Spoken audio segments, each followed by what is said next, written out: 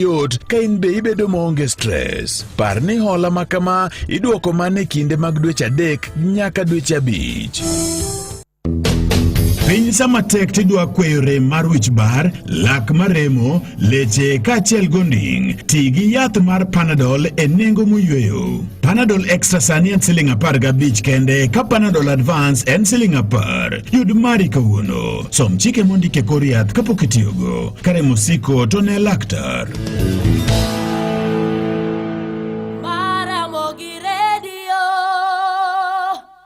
Radio Ramogi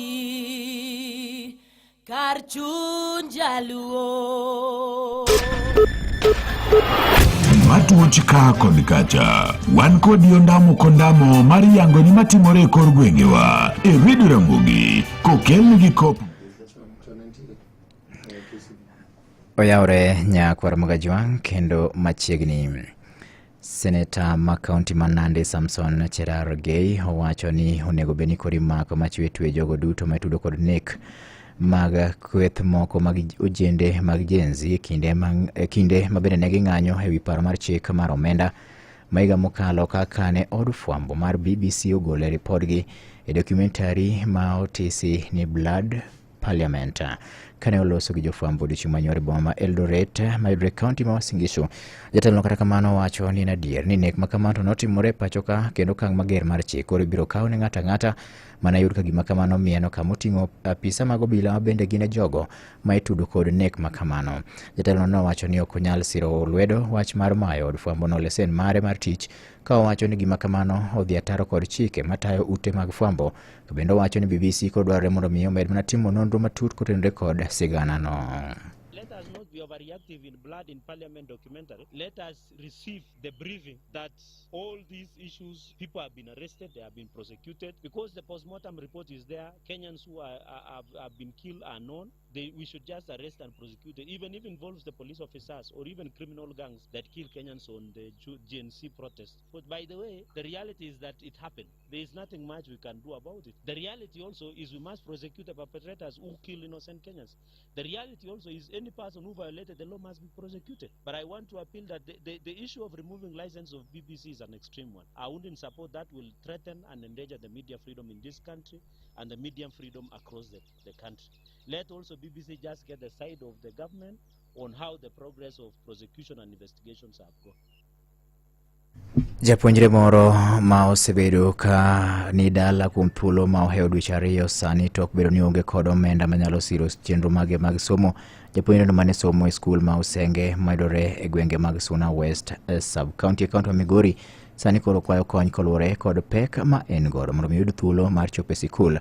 Owacho ni nyaka gie sani en gi gowi maromo omenda maromo siling 85,000 mapok ochulo. Gino bende omiyo jopuonj ok nyal yiene obed e sikul ka koro geno mare mar dok e sikul bende chal ka gima onge ni mar min mare ma odak godo ok nyal yudo pesano nikech en miyo mabende tiyo mana tije moko matindo manyalo mana chiwo mogo magichamo to school fees to ok nyalre. Chakre last term nokadhi school nyaka sani pok ayepo, an gi shida mar fee. Balance an go mar 85,000. Koro akwayo ng'ama nya konya mondo adog school nikech syllabus an chien to jowetena dhi mbele to madhe be onge nyalo manya konyago. Madhe mosebet ka ng'ang'ana otero matin go to seche moko ok rom koro aduogo. Seche moko koro koriemba aduogo dala syllabus go ka chap go. Asemanyo wach basari gi to ok dhiga through. Kimanyo ijazo kiluongo nying ji mondo mi basari yudo ni nyingi ok luongi. Ka min mare ma iluongo ni Liliana Tieno ma en miyo ma odak kende kata single mother to nigi nyithindo 6 ne owacho ni osetemo mar dwaro mondo mi koro wuode no dog e sikul kata kamano pok oyudo konyruok kaluwore gi bedo ni osewuotho e ofise mopogore opogore mag sirikal kata nyaka miere mag jotelo ma wuok e gwenge makono to duto pok onyago ni olemo mora mora. Koro nyathini kaka sombe onge nikech an atimo makibarua koka chiem. Kibarua matimo samoro ayudo matin arondo nego nyithindo moko ka kony kata nyithindo githagore. Nyathi man go matin ni ben gi sikusel. Rembe ruma siko mane wot samoro rembe rame koro kaka konyo onge koro mbako akwani ng'ama Nyasaye odonje chunye. Gikonya mondo miyo nyathina ne yud kaka dhi skul. Nyathini kaka noriembe nyathini ok otimo piny tamara achiel. Tamwan ok otimo piny. Koro an gi pek ng'ama ng'ata ma Nyasaye odonje chunye okonya. Weche moko en ni jopuonjre mag skunde mag sekondar ma wuok e gwenge mag Rongo e kaunti ma Migori ripot yango ni ka ogolgi e sikul to githoro go tach e tesen nyamburko ma yudore Rongo kono kendo gichopo e wang' sa e kuondegi mag dak kata sikul ma en koluwore ni sirikal kokalo bad migawo mar somo kaachiel kod telo mag sikunde mag sekondar ma wuok e alwora mar kanyo pok oketo okenge makare mar neno nyithindo chopo dala kaponi ogolgi e sikul. Ewi mano, jakom mar riwruok mar weg nyamburko mating'o jowuoth e sub-kaunti mar Rongo Peter Koth ojiwo jotend sikunde mag sekondar e alwora ma kono mondo mi koro bed kod yore makare mar neno ni jopuonjre ochopo e sikul kata gichopo dala seche bende ogolgi gi jopuonj kata jonyuol. Okoth ne wacho ni nitiere jopuonjre mathoth ma koro sani dhi dala masani koro wachore ni thoro bedo e tesen nyamburko nyaka piny Chidi kendo gino miyo gisedonjore timbe moko ma ok kare ma osene ka gitimo e alwora mag tesend nyamburko go. Negi yaoda manen lweny michwado hockey stick negi chwado nyithindo wetegi kabisa. Kane ok a intervene gi my team dene samoro kata moko hinyore do. Omiyo daher mar kwayo the principals ni samia loro school sana gibed ga program kaka nyithindo wuok to gi make sure ni nyithindo kalo Rongo because Rongo ni is the only center around here masa moro nyithindo mang'eny nyithindo go sike bus park gia school and bus park nyaka ngudhiambo samoro nyaka saa achiel sama gibiro gi gudore ka paro ng'eny gang'o ka gisechokore samoro kanye ming'ade rieko wadwa madhi kong'o koni. Weche moko nyakwaro mogi en ka tiegruok ma tije mag lwedo ma Arude kata Arude Vocational Training Center ma yudore Gem Yala sub-county e kaunti ma Siaya wachore ni koro inyalo lor sa asaya koluwore gi kwan man piny mag jopuonjre mantiere kata somono.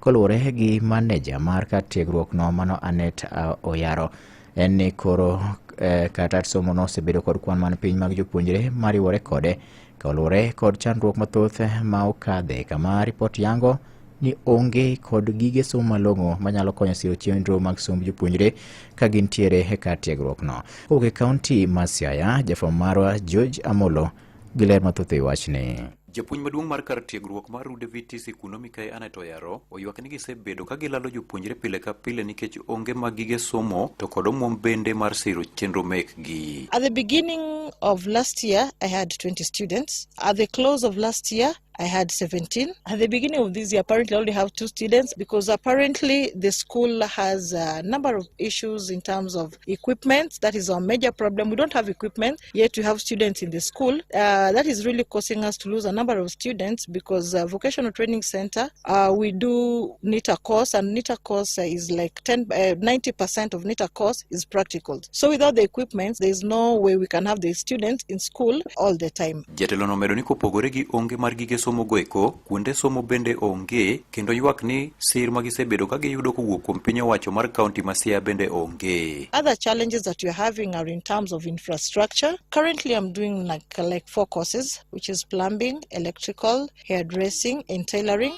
We only have 1 workshop, and which doubles up as a workshop, as a classroom, as an office, and probably if you get equipment as a store, which is also a big challenge. The other big challenge that we are having also is in terms of administrative running of the school, because we're not receiving any funds from county government, thus making us not be able to run the school appropriately. Mano ywak ne tend kaunti ma Siaya mondo miyo manye yor konyogi mondo gires kar tiegruok no mondo kik mbemre piny. The county government is not being helpful to the VTCs. They are not doing justice to the VTCs because I think this is the newest VTC in the county. So we should be having a lot of support from the county government. In terms of probably allocation, we've never received any allocation from the county government.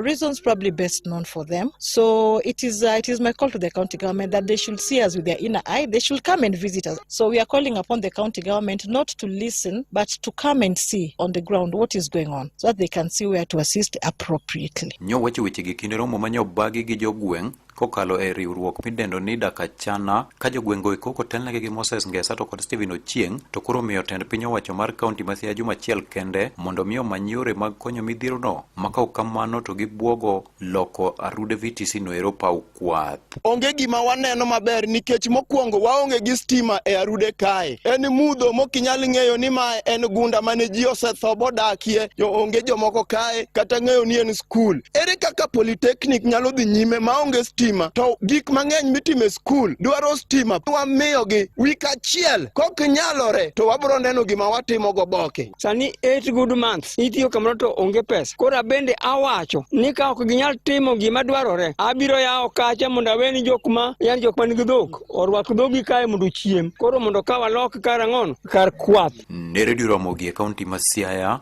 an George Amolo. Imedo winjo weche matut e kor gwenge gi Vincent Otieno.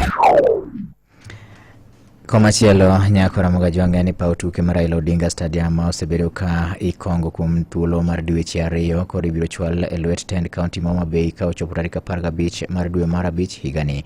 Manyo yangi kod jagoro mongirore e bad migawo mar weche mag arita Dr. Raymond Omolo to kanyo timo limbe paw tuke no kama bende nyodhi go peksen ne ikruok motelo ne hingo Madaraka Day.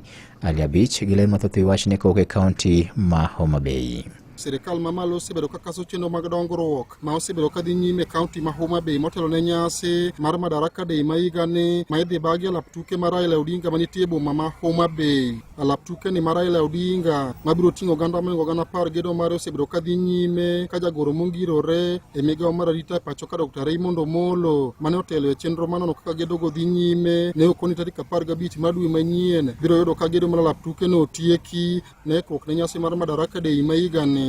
At the stadium where we are, you can see for yourselves. The last time we addressed the press here, there was only the main stand, which is behind me. Now, if you look around the stadium, we have 10,000 sitting capacity stand that has already been put in place. What is left is now the canopy, which will be done in the next 1 to 2 weeks, as well as the adjacent amenities. So this stadium will be ready for handover on the 15th of May, and we have the confirmation from the contractors. Dr. Omolo bende yango ni chenro mar yaro alap ndeke makabunde bende dhi nyime makare kendo bitieke e thuolo ma jumbe 2 mabiro ka okoni chenro mag dongruok mamoko kamoting'o gedo mag apeni mopogore e chuny boma ma Homa Bay bende dhi nyime ka gedo mar karajot matin ma jatend piny bende osechopo 85%. We have the airstrip which is undergoing renovations. We expect that by the 17th of May, what we need for purposes of having a successful event will be in place. There is the apron that is being worked on. There's the extension of the runway,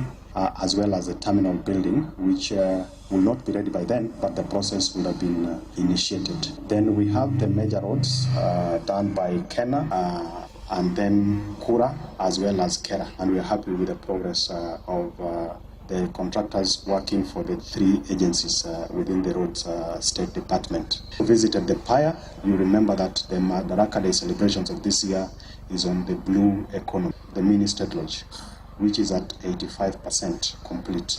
Again, you're on track. Governor ma Homa Bay Gladys Wanga wacho ni mor kaka chenro mag gedo go dhi nyime kane otiyo kod thuolo makamano mar kwayo johala e kaunti ni mondo ikre malong'o e weche mag ohala e kinde nyasi mar Madaraka Day mibiro bagi e kaunti ni.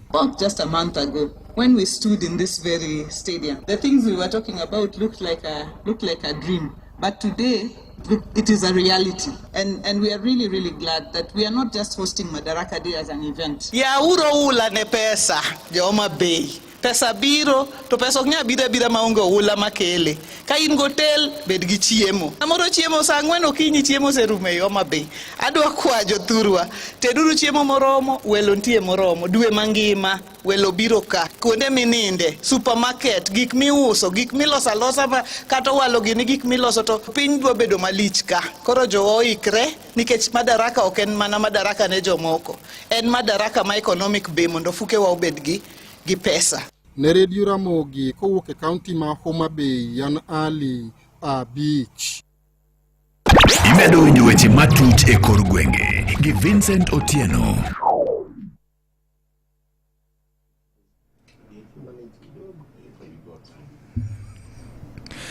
Giko weche manyien Nyako Ramogi kaka ne gimol meso mar ka weche manyien Radio Ramogi. Watudre ka oromo saa 7 thuolo buduka mar mi weche manyien adimba nyinga Vincent Otieno.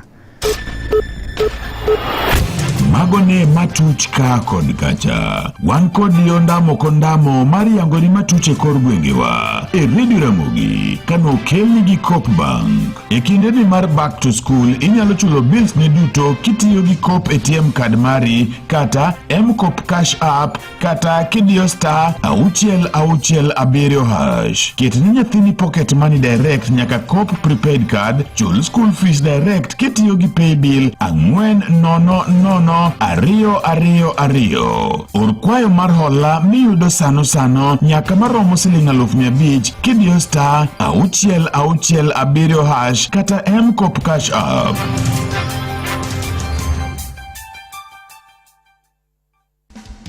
E kinde ni ma jopuonjre dok e sikul, duka mari mihero mar Naivas Supermarket ni kae maneno ni ikungo pesa ka yudo mwandu mabecho mopogore opogore e nengo mogonyore mag back to school. Chenro mar Naivas kikapu kibonge oduogo kendo e yo maduong'. Lima achiel kuom dukni 110 mekwa iyudo fasgi. Bende inyalo timo nyiepo mari kokalo e yor mbui. Naivas kikapu kibonge. Naivas saves you money.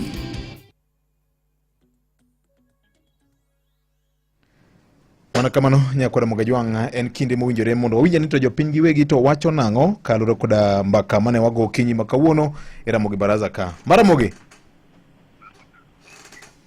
Oyawre Victor. Oyawre machiegni Frank. Mosla welo an Frank Makina Mombasa an gima nena winjo kaka welo go chambua weche go. Yes. Aneno ka riwruok mar kamano timo mokisa Kitui kamotio Kalonzo Musyoka Fred Matiang'i. Yes. Ogiri Gazi Gachagua former deputy president ma Kenya. Yes. Aneno ka onge gi impact maduong' ahinya no kada jo Kenya nikech agenda margi maneno ka gibiro. En ni Ruto one president term. Koro mano ok nyal loka ahinya gine mar piny Kenya. Koro penjo mano maduong' ma penjo ni ma be dwaro mane JNC dwaro momiyo ne ging'anyo higa mokalo dwe mar auchiel. Ne gidwaro mana jo siasa ma mikore miti. Okay. Moso siasa higni mathoth to kenano giduoka kanyo. Okay. Be mai gima jenzi ne dwaro chung mar jo siasa manyoro ka oyawre. Oyawre Vijay. Oyawre machiegni Pascal. Musari sana mote. Gikaw mos.